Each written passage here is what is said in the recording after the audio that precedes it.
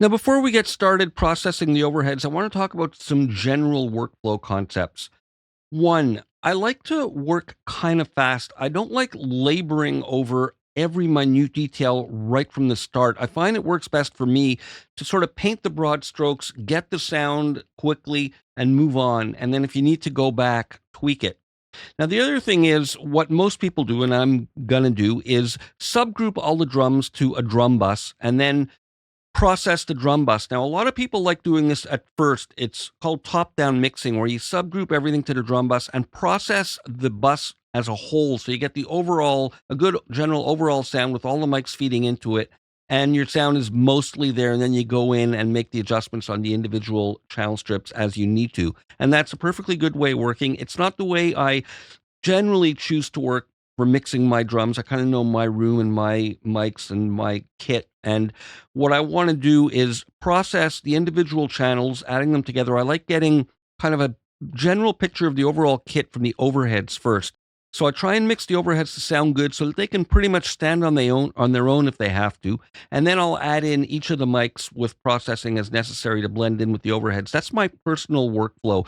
What some people do is they'll process the overheads to focus on the cymbals. So they'll dial down or out as much as they can the kick and the snare and worry about the top end and then get the kick and snare from direct mics. And that works great too. These are all legitimate workflows. For me, I want to kind of get an overall starting point from the overheads and then keep enhancing with the individual mics. So here I'm going to play you a bit. Now you'll notice these aren't set at the same level. I have these snare accents coming out on the left and the floor tom ones coming out on this one. So they're kind of more or less even now with those accents. With these levels, I can bring this one down a bit more. Oh, they're both grouped together. So they're about even. Now, I have two mono mics for the overhead or mono channel strips. That's what I prefer, and it's easy for things like this where if I want to set the levels separately, I don't have to get into a special plug-in on a stereo track to work with balancing left and right. Same thing with panning. If I do want to do it, it's all here right in front of me, and I don't have to dig into a plug-in. Some people like using a stereo track, but this is what I'm choosing to do. And I'm going to start by subgrouping these to a separate bus, and I'll call that overhead bus. And this way I can process the overhead mix together. If I need to go in and do anything on the individual channel strips, I still can, but I'm going to start with this. And here I'm routing everything to my master mix bus for now, but they will all ultimately be routed to a drum bus. So now if I solo this, I should hear just the overheads through this. And I'm going to start with the Oxide Tape. I don't know that I'm going to use it on every single track. I may or I may not. Let's dial in some general settings. The main thing is to drive the input. I'm not going for anything super saturated. I just want this jumping like that. And I'll compensate here.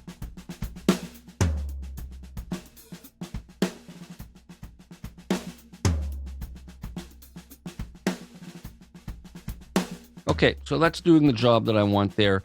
Now next I'm going to start with some EQ, and I'm choosing the Neve 1073 preamp and EQ. Now there's lots of choices you can use here. The channel strips work great. Any EQ will do, but this is kind of what I like. I'm going to bring the EQ in, and let's start dialing in some settings. I'm going to start off by bringing up some low end. Get the kick drum enhanced. Even at 35, nice subs there, really nice, but I'll leave that for the direct kick mic. So I'm going to boost that nicely. And I generally like carving out a bit of low mids. Right around there can be boxy. Or even there. I'm going to dial out a bit. Yeah, I'm going to leave it there. Just a little bit at 360. And bring in some of the top end. There are the cymbals. Too much is going to be too strident. But let's bring up a bit there. Compensate a bit here. Bring in some of that drive.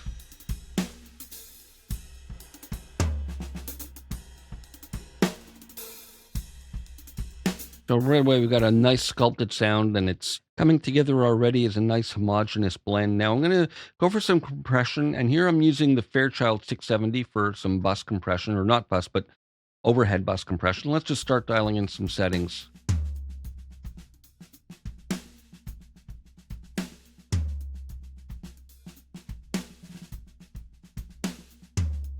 Set this to side chain.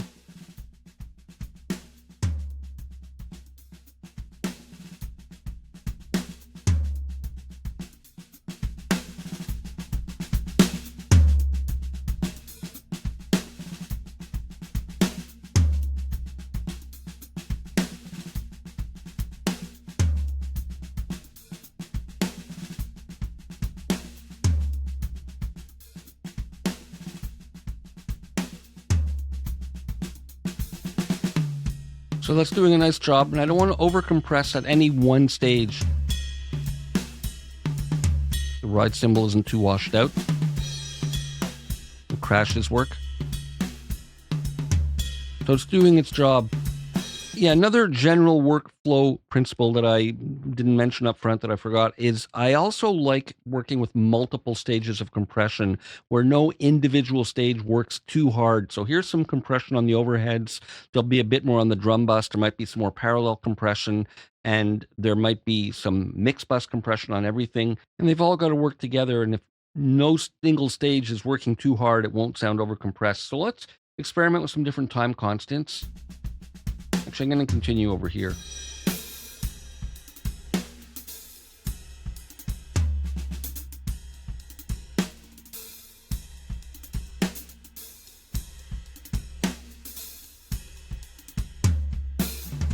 I'm going to leave it with 1 for now. So this is all working for me. Here it is without the processing.